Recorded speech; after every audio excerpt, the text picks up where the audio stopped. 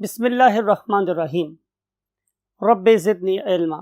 My dear students, आज हम discuss करने वाले हैं लेक्चर नंबर 17 और 18 ऑफ चैप्टर नंबर 26।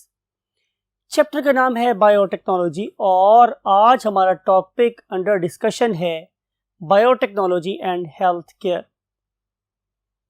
यानी कि हम अपनी बायोटेक्नोलॉजी को ह्यूमन हेल्थ पे या एनिमल्स की हेल्थ पे कैसे इस्तेमाल कर सकते हैं, ये आज हम पढ़ने वाले।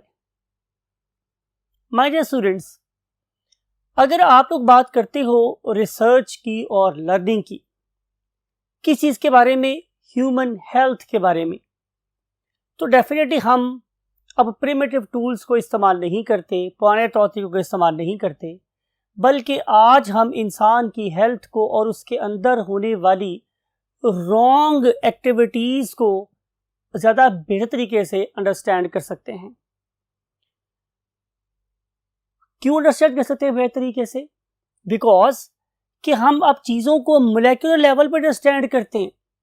जब हम चीज़ों को मॉलिक्यूलर और मोलेक्युलर लेवल पर जाकर अंडरस्टैंड करेंगे तो डेफिनेटली हमारे हाथों में ज़्यादा बेहतर टूल्स आएंगे और उन पर्टिकुलर टूल्स को इस्तेमाल करके हम लोग बेहतर तरीके से डिजीज़ेस को प्रिवेंट कर सकते हैं और बाद में ट्रीट भी कर सकते हैं। आरज़ू ये है किसी आंख में कोई आंसू न रहे, इलाही मेरे हाथ में कोई ऐसा खिलौना दे दे। तो हम शायद इस पर्टिकुलर टूल को एक ऐसा ही टॉय समझते हैं जिसे हम क्या बोलते हैं, बायोटेक्नोलॉजी, कि शायद हम इसकी वजह से या इसकी मदद से बहुत सी होने वाली एलिमेंट्स को प्रिवेंट भी कर सकते हैं और ट्रीट भी कर सकते हैं। आइए देखते हैं कि इस पर्टिकुलर फील्ड यानी बायोटेक्नोलॉजी ने क्या किया है। इसने एक ह्यूज डिफरेंस क्रिएट किया है किसकी निस्बत as compared to our forefathers. क्या कि हम साइंटिस्ट लोग अब ज्यादा बेहतर प्रोडक्ट्स बना सकते हैं। कौन सी प्रोडक्ट्स? बायोटेक्नोलॉजिकल प्रोडक्ट्स, वो वाली मेडिसिन्स, वो वाली डायग्नोस्टिक टूल्स या वो वाली हमारे पास वैक्सीन्स कि जो शायद नहीं बल्कि यकीनन मच मोर सुपीरियर हैं as compared to the previous things.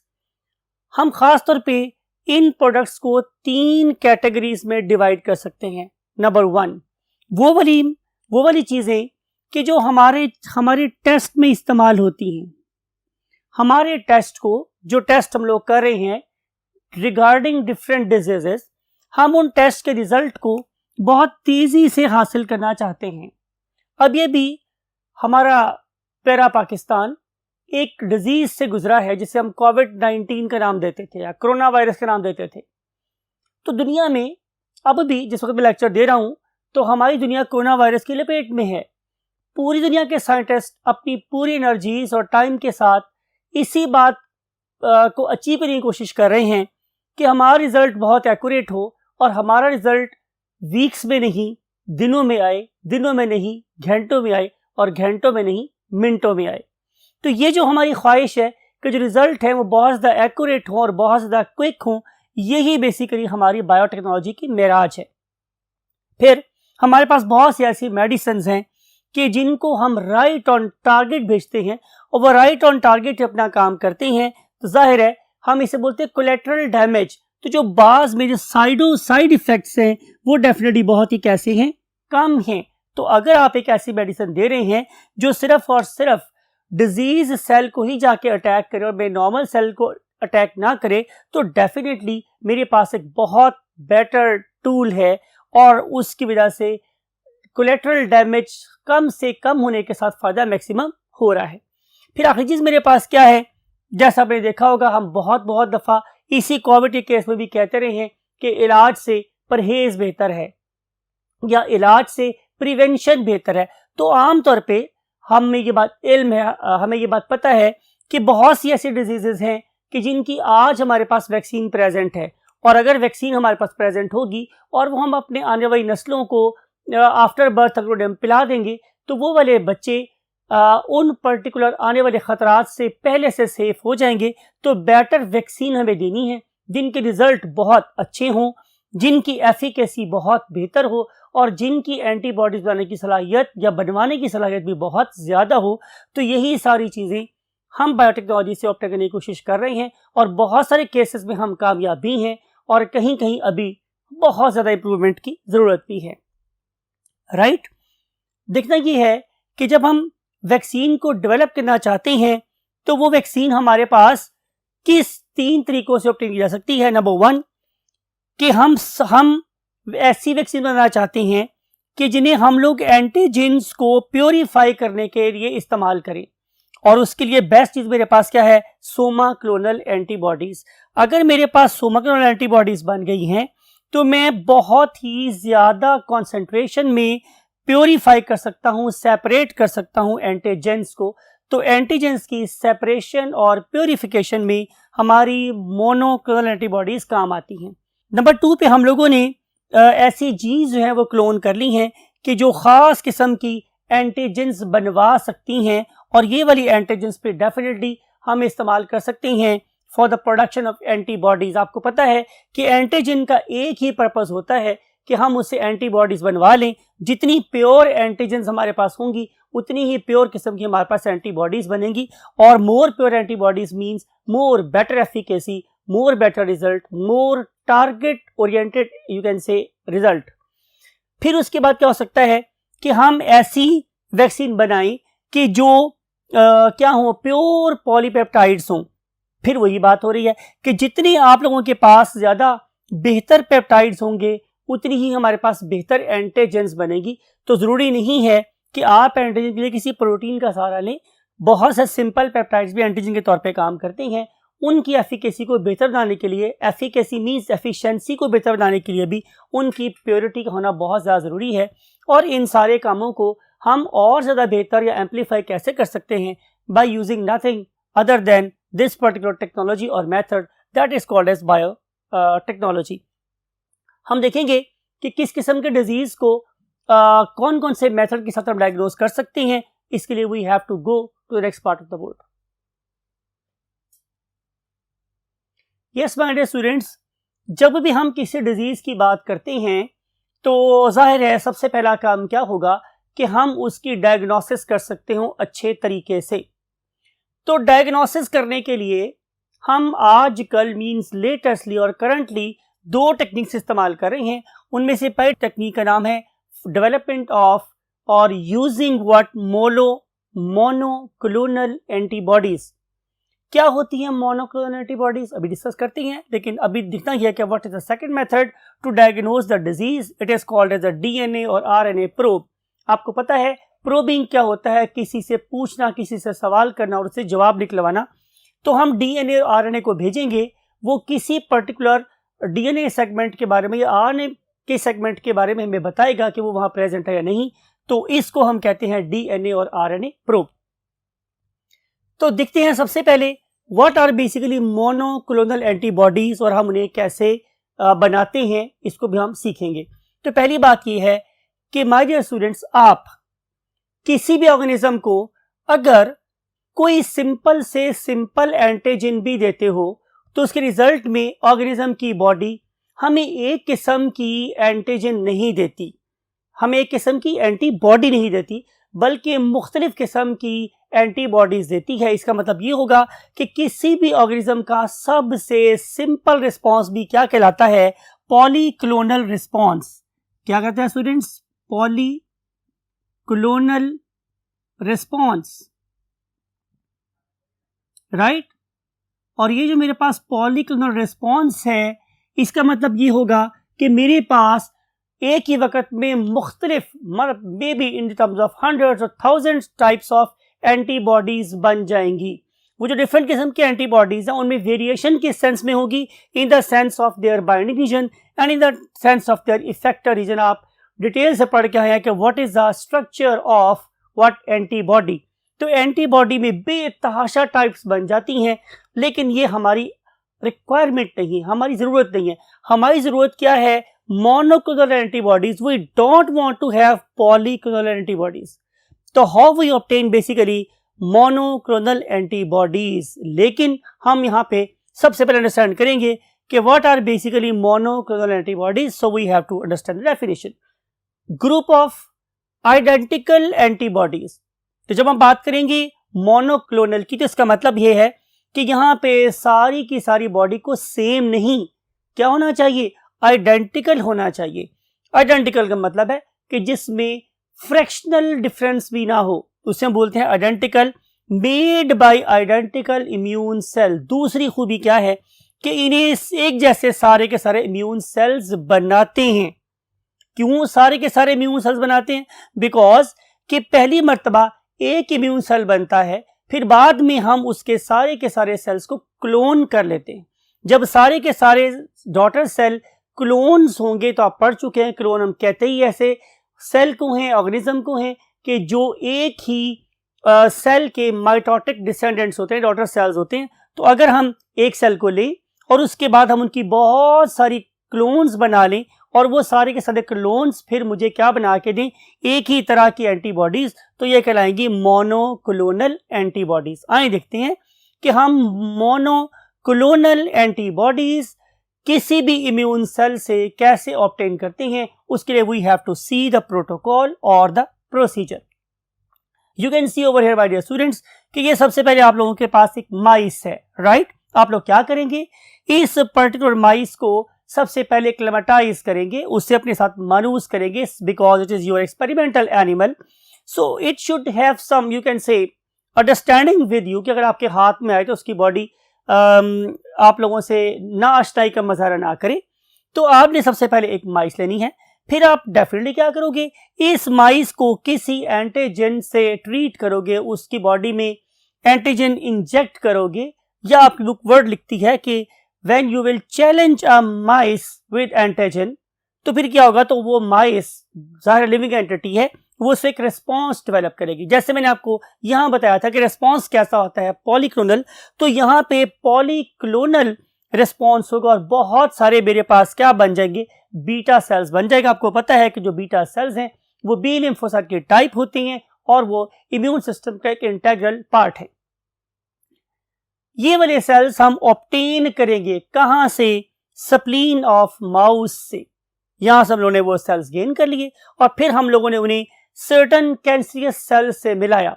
ये जो कैंसरियस सेल्स होती हैं, आपको पता है कि उनकी ग्रोथ बहुत तेजी से होती है, अनअरेस्टेड ग्रोथ होती है, और ये डिफरेंशिएटेड सेल नहीं होते, लिहाजा उनके साथ खेलना या उनको ट्रीट करना आसान होता है।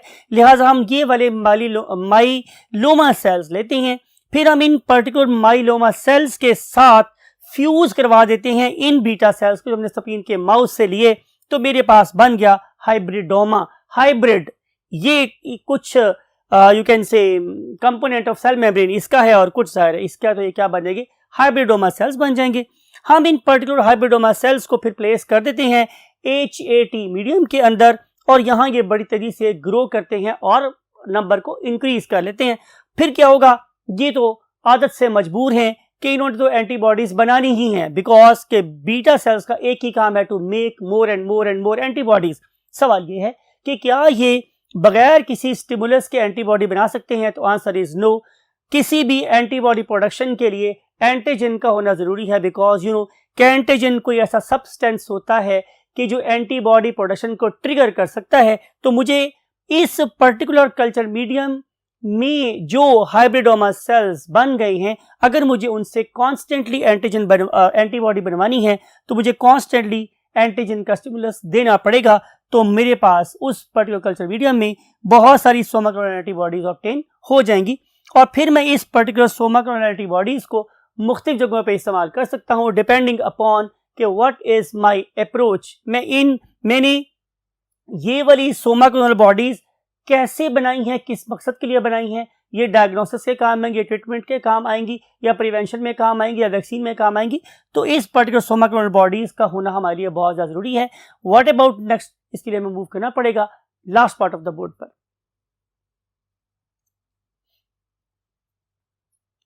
यस माय डियर स्टूडेंट्स, बात हो रही थी सोमाक्लोनल एंटीबॉडीज की। तो ये जो सोमाक्लोनल एंटीबॉडीज हैं, आपको पता है कि ये चूंकि एक ही किस्म की एंटीबॉडीज बनाती हैं, तो ये किसी एक किस्म की एंटीजन से ही स्टिमुलेट होंगी, और अगर वो एंटीजन मेरे पास प्रेजेंट है तो मैं उन्हें इन पर्टिकुलर एंटीबॉडीज की मदद से फाइंड कर सकता हूं।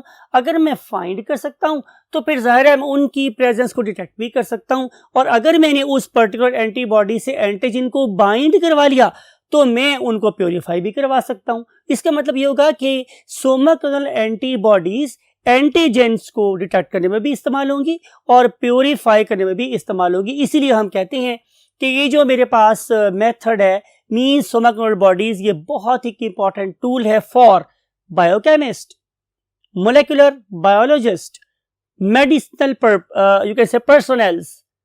It may be used for the diagnosis, may be used for therapeutics, for the protection of diseases, can be used to detect the presence of drugs. आपने हमारी स्पोर्ट्स में डोप टेस्ट का नाम सुन रखा होगा। हम ब्लड सैंपल लेते हैं और उसके अंदर सोमाक्लोनल एंटीबॉडीज ऐड कर देते हैं। अगर किसी पर्सन ने किसी किस्म की कोई पावर देने वाली मेडिसिन खाई है, स्टेरॉइड लगवाए हैं या कोई नशावर चीज खाई है जिससे कि एफिशिएंसी इंक्रीज हो सकती है, तो हम उस पर्टिकुलर ड्रग की प्रेजेंस को ब्लड में बहुत तेजी से क्या कर सकते हैं, आइडेंटिफाई कर सकते हैं। सिमिलरली अगर कोई वायरल प्रोडक्ट मेरी बॉडी में है या बैक्टीरियल प्रोडक्ट है तो मैं उसकी भी प्रेजेंस को फाइंड कर सकता हूं। अगर मेरे पास इस पर्टिकुलर वायरल या बैक्टीरियल प्रोडक्ट की एंटीजन को डिटेक्ट करने वाली सोमाक्लोनल एंटीबॉडीज प्रेजेंट हैं, राइट। आखिरी बात मेरे पास क्या है, abnormal substances in the blood.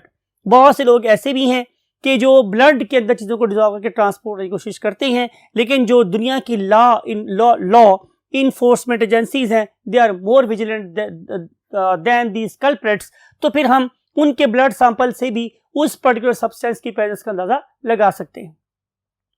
आखिरी मेथड मेरे पास क्या स्टूडेंट्स, वो है डीएनए या आरएनए प्रोब। जैसे मैंने आपको बोर्ड 1 पे बताया था कि जो हमारा डीएनए या आरएनए प्रोब है ये क्या है, या तो ये कोई फ्लोरेसेंट डाई है और या फिर ये कोई रेडियो एक्टिव सब्सटेंस है कि जिसको हम लोगों ने डीएनए या आरएनए से बाइंड कर दिया है। अब अगर फ्लोरेसेंट डाई डीएनए आरएनए से बाइंड करेगी तो भी डीएनए ग्लो करेगा, और अगर रेडियो एक्टिव सब्सटेंस है तो भी डीएनए ग्लो करेगा। वो अलग बात है कि इन दोनों चीजों को ऑब्जर्व करने के लिए we have to use either UV radiation और we have to use some photographic film. लेकिन मैं इन दोनों चीजों को, इन दो चीजों की प्रेजेंस की वजह से विद इन सेकेंड्स क्या कर सकता हूं, पहचान सकता हूं कि वह यहां मौजूद है या नहीं है। ये जो मेरे पास प्रोब है ये कितना लंबा हो सकता है, तो आंसर है 100 बेस पेयर से लेके 1000 बेस पेयर हो सकते हैं, या डीएनए के या आरएनए के, राइट। ये जो हमारे पास 100 से 1000 बेस पेयर का फ्रेगमेंट है, इसमें एक यूनिक प्रॉपर्टी मौजूद है कि ये जाके हमेशा अपने कॉम्प्लीमेंट्री बेस पेयर के साथ ही मिलेगा। इतनी आप लोगों ने डीएनए का स्ट्रक्चर पढ़ लिया है, हो ही नहीं सकता कि ए जाके टी से ना कंबाइन हो, या जी जाके सी से ना कंबाइन हो, सी जाके जी से ना कंबाइन हो। तो ये कंजर्व्ड सीक्वेंसेस होते हैं किसी एक पर्टिकुलर वायरस के अंदर या डीएनए के अंदर। अगर वायरस की बात की जाए, डीएनए की बात की जाए या किसी प्रोडक्ट की बात की जाए, तो ये सारे के सारे अपने अंदर मखसूस किस्म के रिपीट्स रखते हैं, कंजर्व्ड सीक्वेंसेस रखते हैं। जहां भी एक कंजर्व्ड सीक्वेंस होगा वहां पे जाकर ये अपने आप को बाइंड कर लेगा, और अगर उससे बाइंड हो गया है तो मुझे अब सिर्फ और सिर्फ एक काम करना है, मुझे उसको एजिटेट करना है, एक्स्ट्रा जो बाइंडेड चीजें हैं उसको रिमूव कर देना है, और उस पर्टिकुलर चीज को प्योरीफाई करने के बाद उसको या तो मैंने यूवी रेडिएशन में जाकर देख लेना है, या फिर मैंने उसको क्या करना है, फोटोग्राफिक फिल्म पे देखना है कि वेदर ये चीज यहाँ पे प्रेजेंट है या नहीं। अगर प्रेजेंट होगी तो हम मोहर लगा देंगे कि यहाँ पे ये वाला पर्टिकुलर एंटीजन प्रेजेंट है, और ये मुझे किसने बताया है, हमारे डीएनए या आरएनए के प्रोब ने बताया है, राइट। अब इस पर्टिकुलर चीज का मुझे फायदा क्या है? फायदा ये हमारे स्टूडेंट्स का, हम इससे वायरल और बैक्टीरियल डिजीजेस को बड़ी आसानी से डायग्नोज कर सकते हैं। बेस्ट एग्जांपल हमारे पास क्या है, qualitative PCR and quantitative PCR. हम क्वांटिटी की ज्यादा बात नहीं करें, हम क्वालिटी की बात करें। वी वांट टू मेंशन कि इसमें किस किस्म का वायरस प्रेजेंट है। इधर हमारे पास हर्पीज वायरस प्रेजेंट है, या हमारे पास हेपेटाइटिस का वायरस प्रेजेंट है, या एड्स का वायरस प्रेजेंट है, उसकी कौन सी टाइप है। या हम इसको देख सकते हैं कि हमारे पास इस पर्टिकुलर फीमेल के बॉडी में जो ब्रेस्ट कैंसर कॉजिंग डिजीज जो जीन है वो प्रेजेंट है या नहीं। तो उसके लिए भी हमारे पास कंजर्व्ड सीक्वेंसेस होते हैं सेल के डीएनए में, और अगर हमारे पास ये वाला प्रोब प्रेजेंट है तो हम उसको सेल से डीएनए आइसोलेट करके उससे बाइंड करवाएंगे। अगर हमारा प्रोब जाके उस पर्टिकुलर जीन से बाइंड हो जाएगा तो उन पर्टिकुलर सेल्स के अंदर ज़ाहिर है ग्लो या रेडिएटिविटी में नजर आएगी, तो हम फौरन पहचान लेंगे कि this particular organism is a potent, you can say, suspicious patient or not for this particular disease or the breast cancer. Same is the case I have discussed with you regarding COVID-19, SARS and MARS, you can say, disorders. इसके अलावा मेरे students आज की हम करें आखिरी बात कि हम लोग क्या करते हैं कि हम इन पर्टिकुलर चीज़ों को, जिसका नाम अब लिखा हुआ है प्रोटोजोआ पेरिडोमेंथिस, कि ये वाली चीज़ें भी हमारी बॉडी के अंदर एज ए एंडो पैरासाइट रहती हैं। एंडो का मतलब होता है इनसाइड, तो बहुत अफेस होता है कि मेरी बॉडी के अंदर पैरासाइट आके रह रहा है। Sometime it may develop some sort of a friend relationship with my body, but it will eat up my body gradually. It will cause some very weakness and serious you can say health effects. तो इससे पहले कि बहुत देर हो जाए, क्या करना चाहिए कि हम इन प्रोटोजोआ और इन पर्टिकुलर पेरिडोमेंथिस के डीएनए को प्रेजेंस को चेक करें। तो उस पर्टिकुलर डीएनए की प्रेजेंस को चेक करने के लिए भी मुझे क्या करना पड़ेगा, मुझे fluorescent dyes mean DNA RNA probe इस्तेमाल करने पड़ेंगे। और अगर ये डीएनए आरएनए के जो प्रोब्स हैं वो जाके हमारे उन पर्टिकुलर सेल्स के अंदर चले गए हैं और वो जाके इस पर्टिकुलर प्रोटोजोआ या पेरिडोमेंथिस के डीएनए से बाइंड कर गए, तो हम उस पर मोहर सब्त कर सकते हैं कि yes this particular patient is suffering from either a protozoan disorder और you can say suffering from parasite belonging to some phylum Platyhelminthes. इन चीज़ों का हमें फ़ायदा क्या है कि हम डिफरेंट किस्म की सर्जिकल टेस्ट कर सकते हैं और रिजल्ट्स हम लोग मिनट्स में ऑब्टेन कर सकते हैं। सारी की सारी डिस्कशन का स्टूडेंट्स महवर और मकसद सिर्फ एक ही बात थी, वो है जैसे मैं अक्सर बोलता हूँ, इंसानियत। इंसानियत सबसे बड़ा अचीव, सबसे बड़ी मेराज है इंसान की। हम इंसान को इंसान समझें और इंसान को इंसान समझते हुए इंसान की कदर करें। जिंदगी से बड़ी कोई चीज़ नहीं है। हम जितनी एफर्ट कर रहे हैं शायद जिंदगी को बढ़ाने के लिए नहीं है, जिंदगी की क्वालिटी बढ़ाने के लिए है। जब हम लोग जिंदगी की क्वालिटी की बात कर रहे हैं तो हम एक दूसरे को मार के वो जिंदगी छीनने क्यों चाहते हैं? इस पॉइंट पर सोचें और इस दुआ के साथ कि आप लोगों को जिंदगियां देने वाले हों, लोगों की जिंदगियां छीनने वाले ना हों, आप लोगों के लिए आसानियां पैदा करने और आसानियां बांटने वाले हों। आई वॉन्ट टू से यू अल्लाह हाफिज।